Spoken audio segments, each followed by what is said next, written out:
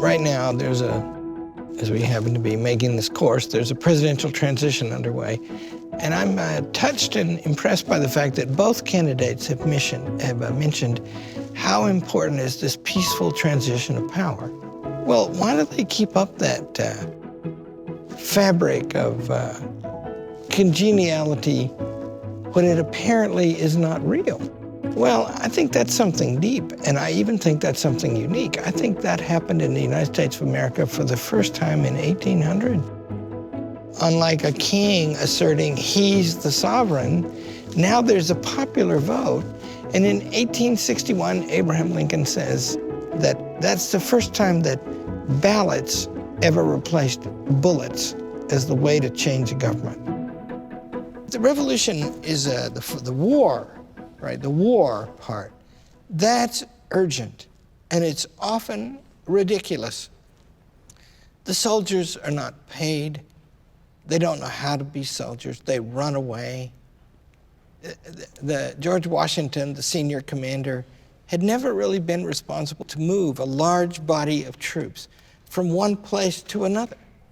Put them in action in a battle. He didn't even know how to get them there. And so they just got creamed all the time, right? And then, wonder of wonders, they up and won. They got better and better. So now they learn how to fight and they win the war. And what Washington really did was use the terrain of the nation, right? It's just a whacking big old country. If you don't believe that, ride a motorcycle across it. It's a wonderful experience and hard. And so they won the war. And it's the greatest thing that ever happened. And they won the war with all this language that we're reading. And then it becomes ridiculous. And can you tell why? Why was it ridiculous?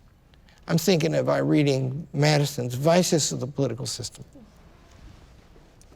What is that? It's a discussion of the states and how they were kind of trying to become their own sovereign powers and excluding each other and dissolving their own bonds between each other for no real reason, rejecting a federal power over all of them. Correct. And what else were they doing? Also the inability to raise revenue. The states are failing to support the federal government that way. And that means what happens? We're not paying our bills. Yeah. Right? And that means nobody will loan us any money. All around our borders and across our borders, foreign powers, these same people that we have accused of despotism and beat in a war, are taking territory. And then another thing is, they're debasing their currencies, he says, doesn't he? You need stable money. You need credit to be gettable, and you need the loans to be paid back. And the country, the economy, can grow. There's a kind of wounded tone to Madison's writing in Vices of the Political System, because think of this great thing they did. And now all of those aristocrats in Europe are saying, see, I told you they couldn't do it. These people trying to set up their own government, that's stupid. The king is right, they're going to need us back. It's foolish. Come to find out, the moment of the calling of the Constitutional Convention is also an urgent moment. And it looks like it's all going to be lost. That it's going to collapse into a lot of different little countries which will have borders with each other, which will look like Europe, right? Not big and united and secure and protected by the mountains and the oceans, but lots of little balkanized states. The whole thing could be lost. And so it's a big moment. And that's why they called the Constitutional Convention.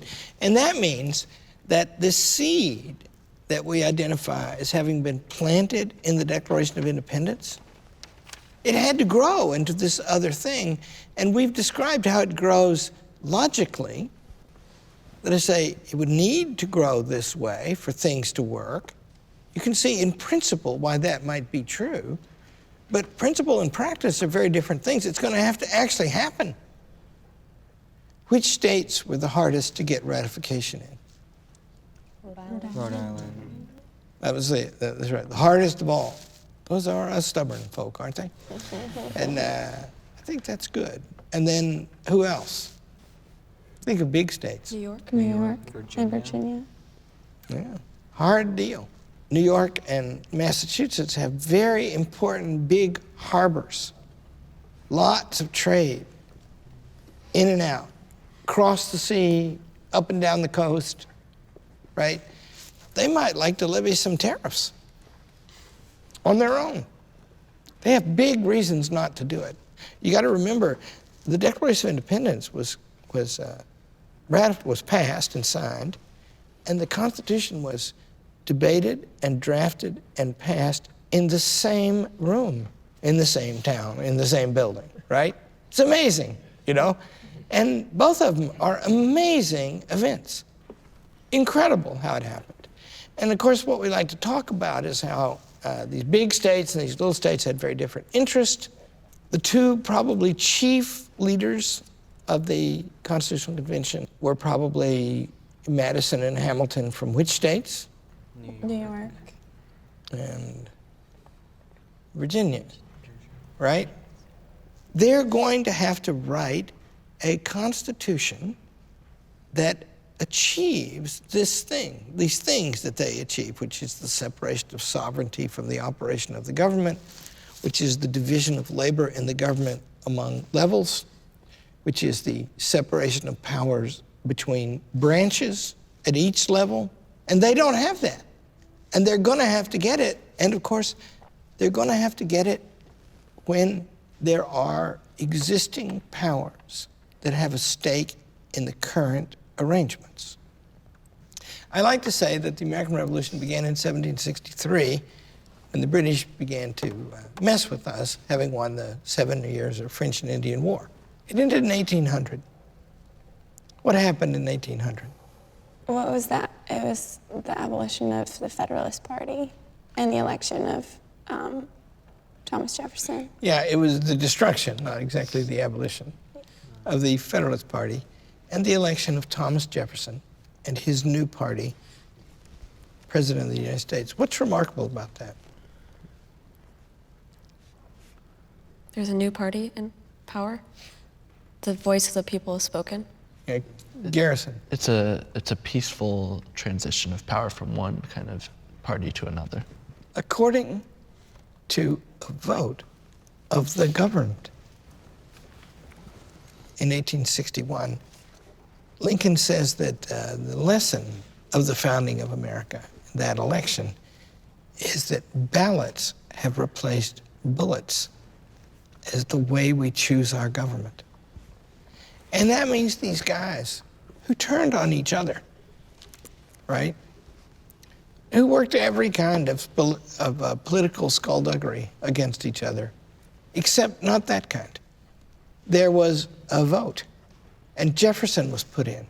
The day came, and the Federalists moved out, and Jefferson's party, they moved in, and that's because the people said so. And the claim of them and of Abraham Lincoln later is that never happened before. And they say that it's the whole thing, right?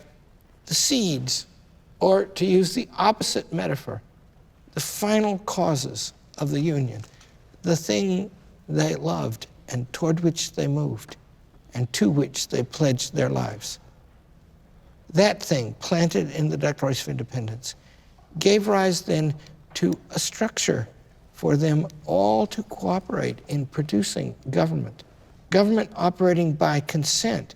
But remember, government is a piece of work. It's something that has to be done. Laws have to be made and enforced. Borders have to be protected. Trade has to be secured, right? That's a work. It has to go on all the time.